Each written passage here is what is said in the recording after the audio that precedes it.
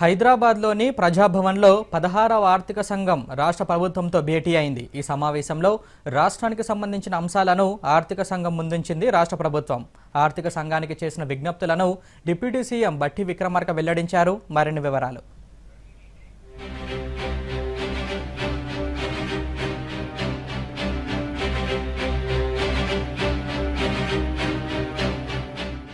ఆర్థిక సంఘం చైర్మన్ అరవింద్ పనగారియా నేతృత్వంలోని 16వ ఆర్థిక సంఘం తెలంగాణలో పర్యటించింది. హైదరాబాద్లోని ప్రజాభవన్లో రాష్ట్ర ప్రభుత్వంతో సమావేశమైంది. ముఖ్యమంత్రి రేవంత్ రెడ్డితో పాటు ఉప ముఖ్యమంత్రి బట్టి విక్రమార్క, మంత్రులు శ్రీధర్బాబు, ఉత్తమ్ కుమార్ రెడ్డి, కోమటిరెడ్డి వెంకటరెడ్డి, పొన్నం ప్రభాకర్, పొంగులేటి శ్రీనివాసరెడ్డి, ఆర్థిక శాఖ ఉన్నతాధికారులు ఈ సమావేశానికి హాజరయ్యారు. రాష్ట్రానికి రావాల్సిన నిధుల అంశాన్ని కేంద్ర ఆర్థిక సంఘం దృష్టికి ప్రభుత్వం తీసుకెళ్లింది. సెస్ సర్చార్జుల్లోనూ వాటా ఇవ్వాలని తెలంగాణ ప్రభుత్వం కోరిందని ఆర్థిక సంఘం చైర్మన్ అరవింద్ పనగారియా తెలిపారు. రాష్ట్ర ప్రభుత్వం పట్టణాభివృద్ధికి ఇస్తున్న ప్రాధాన్యతను ప్రశంసించారు. రుణాలు, రుణభారం గురించి రాష్ట్ర ప్రభుత్వం తెలిపిందని పేర్కొన్నారు. తెలంగాణ అభివృద్ధి ప్రణాళికలు బాగున్నాయని చైర్మన్ అరవింద్ ప్రశంసించారు. Their numbers, what has been the liabilities on the budget, what have been liabilities on the off budget, how they see the finances going forward, and then of course they also briefed us on the plan for the development of Telangana, and certainly the Commission was very impressed with what it heard. On the development plan,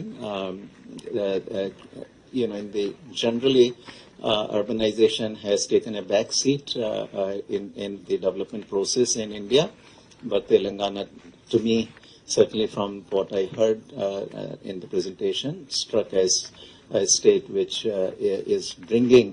తెలంగాణను future స్టేట్గా పిలుస్తున్నామని ఆర్థిక సంఘానికి తెలిపారు CM Revanth Reddy. రాష్ట్ర ఆర్థిక సవాలు ఎదుర్కొంటుందని చెప్పారు. తెలంగాణను trillion ఆర్థిక వ్యవస్థగా తీర్చిదిద్దుతామని చెప్పారు. దేశాన్ని 3వ అతిపెద్ద ఆర్థిక వ్యవస్థగా మార్చడంలో తమ వంతు బాధ్యత నెరవేరుస్తున్నామని సీఎం రేవంత్ రెడ్డి తెలిపారు. రాష్ట్రానికి భారంగా మారిన రుణాలను రీస్ట్రక్చరింగ్ చేయాలని 16వ ఆర్థిక సంఘాన్ని కోరినట్లు ఉప ముఖ్యమంత్రి బట్టి విక్రమార్క తెలిపారు.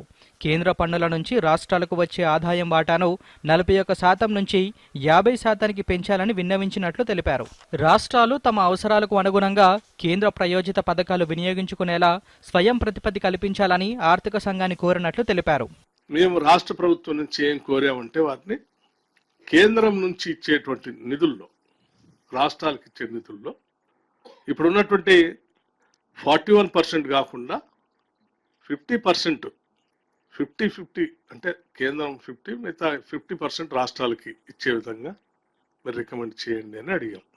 దీనివల్ల కొంత రాష్ట్రాలకి ఆర్థికపరమైనటువంటి వెసులుబాటు దొరికి వారి ఆర్థిక ప్రణాళికలు లేకపోతే పెట్టుబడుల ప్రణాళికలు చేసుకోవడానికి అవకాశం ఉంటుందని.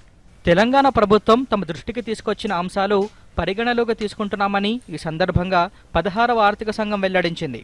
Bureau report, Doordarshan news.